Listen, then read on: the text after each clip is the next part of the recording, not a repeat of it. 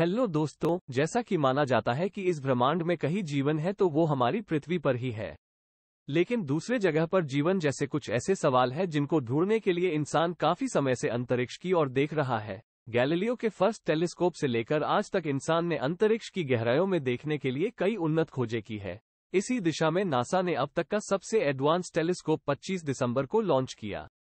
आइए जाने James Webb telescope के बारे में। जेम्स वेब स्पेस टेलीस्कोप को 25 दिसंबर 2021 को एरियाना 5 यूरोपियन स्पेस एजेंसी के द्वारा लॉन्च किया गया था। यह एक इंफ्रारेड वेवलेंथ का टेलीस्कोप है। इंफ्रारेड वेवलेंथ के मदद से यह टेलीस्कोप हमें उस समय की तस्वीरें भी दिखा रहा है जब यह ब्रह्मांड अपने शुरुआती दौर में था। इसकी स्पष्टता इतनी अधिक है कि वो 24 मील दूर रखे हुए एक सिक्के को आसानी से और पूरी स्पष्टता के साथ में देख सकता है। बस इतना ही नहीं, बल्कि यह 340 मील दूर रखे हुए किसी भी फुटबॉल को आसानी से देख सकता है और उसका स्पष्टीकरण भी आसानी से कर सकता है। यह अद्भुत मेन मेड रचना पृथ्वी से 1,50,000 किलोमीटर दूर L2 बिंदु पर पृथ्वी के चारों ओर चक्कर लगाते हुए सूरज का चक्कर लगा रहा है। जेम्स वेब टेलीस्कोप की कुछ आश्चर्य कर देने वाली खोजें जिन्होंने साइंटिस्ट्स को भी हैरान कर दिया है। फर्स्ट, पिलर्स ऑफ क्रिएशन का नया और अद्भुत व्यू।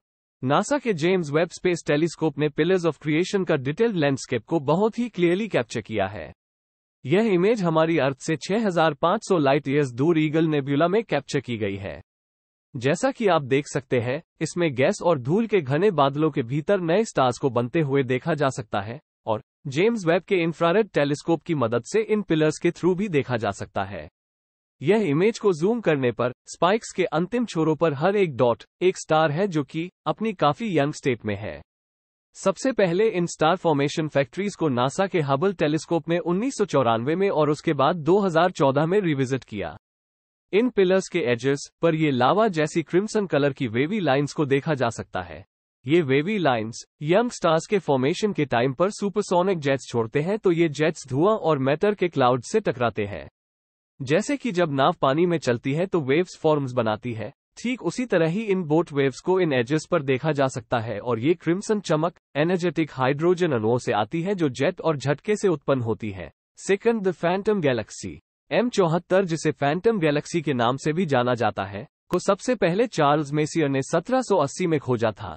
M74 एक ग्रैंड डिजाइन स्पाइरल गैलेक्सी का परफेक्ट उदाहरण है। इसकी स्पाइरल आर्क्स गैलेक्सी के कोर से एकदम परफेक्ट स्पाइरल डिजाइन में बाहर निकलती हुई देखी जा सकती है। हाल ही में जेम्स वेब स्पेस टेलीस्कोप ने पृथ्वी से लगभग 32 मिलियन लाइट ईयर्स दूर पिसे कॉन्स्टलेशन के नक्षत्र में M74 के दिल को अपने मिड इंफ्रारेड इंस्ट्रूमेंट मिरी की मदद से काफी डिटेल में कैप्चर किया है। आगे आने वाले समय में वेब के शार्प ऑब्जर्वेशन स्किल से इस फैंटम गैलेक्सी में स्टार फॉर्मेशन की एग्जैक्ट लोकेशंस को पिन पॉइंट करके इंटरस्टेलर स्पेस को समझने में कई ब्रेक थ्रू सामने आने का अनुमान है। Third, the oldest Galaxy ever.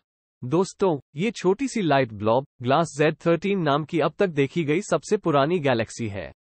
Big dipper और अर्सा मेजर कॉन्स्टलेशन के बीच में जब वेब के नियर इंफ्रारेड स्पेक्ट्रोग्राफ इंस्ट्रूमेंट नेरी को फोकस किया गया तो 13.4 बिलियन प्रकाश वर्ष दूर अद्भुत और अब तक की सबसे पुरानी गैलेक्सीज के क्लस्टर को देखा गया। इसका मतलब ये गैलेक्सी ब्रह्मांड के बनने के 300 मिलियन लाइट ईयर्स के दौरान बनी थी, जो कि कॉस्मिक स्केल पर 1.5 सेकंड के बराबर है। इस हिसाब से इसे सबसे यंगेस्ट गैलेक्सी कहना भी कुछ गलत नहीं होगा। अगर इस गैलेक्सी का कंपैरिजन हमारी होम गैलेक्सी मिल्की वे से करें तो ये गैलेक्सी लगभग 1600 लाइट ईयर्स डायमीटर में है और 1 बिलियन स्टार्स का घर है, जबकि हमारी होम गैलेक्सी 100 से 400 बिलियन स्टार्स कंटेन करती है।